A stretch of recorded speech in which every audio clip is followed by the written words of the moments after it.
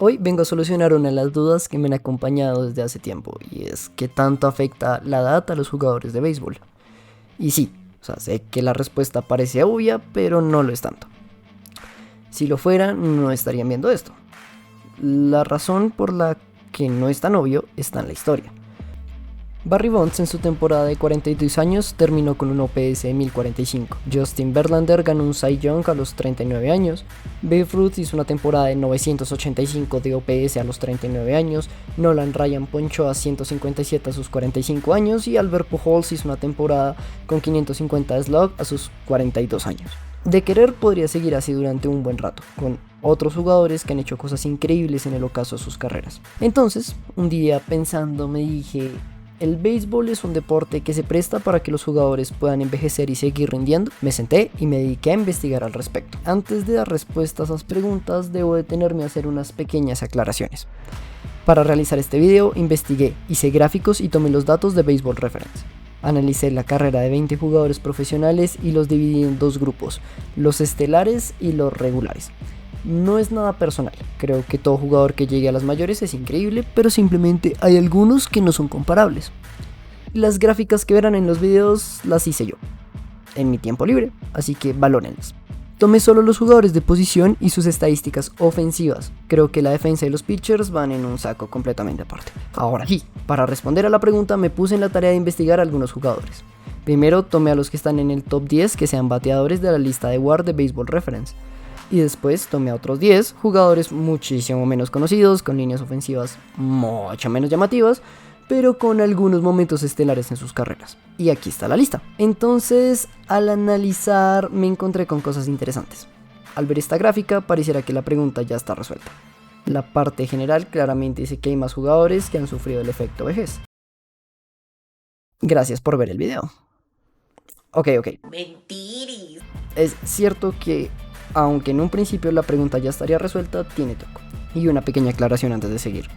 Llamé a la reducción de rendimiento a lo largo del tiempo como efecto vejez porque no se me ocurrió un mejor nombre. Volvamos a la gráfica. Al detenernos a verla pasa algo curioso. Y resulta que los jugadores estelares parecen sufrir de más efecto vejez que aquellos que no lo son. Por cierto, eso que dice que tiene un efecto vejez medio es de Duke Farrell. Es un bicho raro de la naturaleza en el cual no me pienso detener, así que sigamos. Lo primero que salta a los ojos al ver algunas gráficas aleatorias es que hay algo en común. Al ocaso de sus carreras, todos los jugadores ven disminuidas sus apariciones en el plato. Pero cuando vamos más allá nos damos cuenta de algo más. Y ahí es donde está mi primera teoría de por qué los jugadores estelares ven reducido aún más el rendimiento al final de sus carreras. Mi primera teoría es que los mejores jugadores de la historia han tenido promedios y temporadas tan increíbles que sus bajos se notan mucho más estadísticamente, sin contar que mi estudio tiene un pequeño problema en el que no caí en cuenta anteriormente, pero realmente no es tan relevante, así que sigamos. Uno de esos ejemplos es Willie Mays. A lo largo de su carrera, Mays tuvo un promedio de OPS 940 y sus últimos 4 años de carrera no tuvo ninguna temporada con un OPS por encima de ese promedio. Pero volvamos a ese número. 940 de OPS. 940. Es como dicen, mientras más alto estás, más dura es la caída.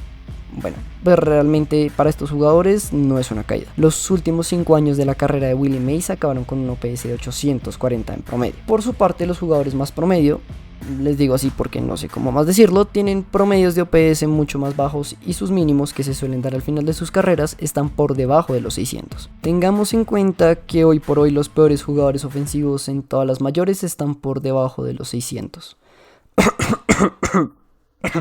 La otra razón que encontré es la duración de las carreras. La mayoría de jugadores estelares jugaron durante más de 20 años, rozando o superando los 40 años, mientras que la mayoría de los jugadores regulares jugaron menos de 20 años de carrera. Para ser más precisos, solo 2 de esos jugadores llegaron a los 38 años, jugando más o menos 14 o 15 temporadas. Tomemos en cuenta que la mayoría de jugadores llegan al pico de sus carreras antes de los 35. Esto quiere decir que los jugadores regulares que analicé se retiraron independientemente de los motivos antes de llegar a sus topes, estando en sus topes o acabando de pasar sus topes. Claro, nada de esto está escrito, pero en principio las estadísticas es lo que muestran. Ok, entonces la solución sería tan simple como decir que solo hay que seguir jugando y ya, ¿no? Siempre existe la posibilidad de un repunte o inclusive sería muy sencillo decir que los jugadores más exitosos podrían seguir jugando y seguir siendo increíbles. Si fuese así, la mayoría de jugadores llegarían a carreras ridículamente largas y a ser bestias del deporte rozando los 50 años y con 30 temporadas encima. La realidad es que no es tan fácil. Como personas, los jugadores empiezan a tener dolencias y a padecer dificultades físicas además de emocionales. Buster Posey a sus 34 años se retiró por su familia y dolores físicos, siendo uno de los mejores catchers del béisbol y viniendo de una de sus mejores temporadas. Miguel Cabrera pensó en adelantar su retiro por dolores en la espalda y en la rodilla. Otros simplemente sienten que su tiempo terminó, como Albert Pujols, sin tener que dar más explicaciones y queriendo dar un paso al costado. En ocasiones se nos olvida que a la larga los jugadores son personas, no son avatares a los que no controlamos. Como personas se cansan, se lesionan, tienen sueños y deseos, inclinaciones emocionales, entre otros. Es normal que en determinado punto de sus vidas se sientan cansados de jugar, aunque estadísticamente puedan seguir jugando. Cuando Albert se retiró, pudo haber seguido jugando. Su año 2022 había sido un año de resurgimiento particularmente bueno. Y otro claro ejemplo es Jackie Robinson. La leyenda de los Dodgers se retiró cuando se enteró de que iba a ser cambiado a los Gigantes. Aunque oficialmente dijo que quería seguir con negocios personales que habían surgido, es muy sorpresivo que justo haya llegado cuando se enteró del cambio. Y no siempre es un retiro voluntario. Sandy Koufax se retiró por lesiones con solo 12 años de carrera. Y se retiró después de haber ganado su segundo Cy Young en fila y de haber quedado segundo en votaciones de MVP. Y todo por la artritis que empezó a sufrir. Con todo, no quiero decir que los jugadores mayores son malos, que mientras más viejo eres, más malo te vuelves. Habrá cosas que solo vienen con la edad y que solo te pueden dar eso, la edad. Inclusive muchos de los jugadores que se retiraron ya siendo mayores han hecho cosas increíbles y teniendo temporadas históricas. Pero bueno, me fui por las ramas. La respuesta sí, a los jugadores les afecta la edad. Sí, el afecto vejez afecta el rendimiento. Solo que ahora ya sabes que esto tiene un pero.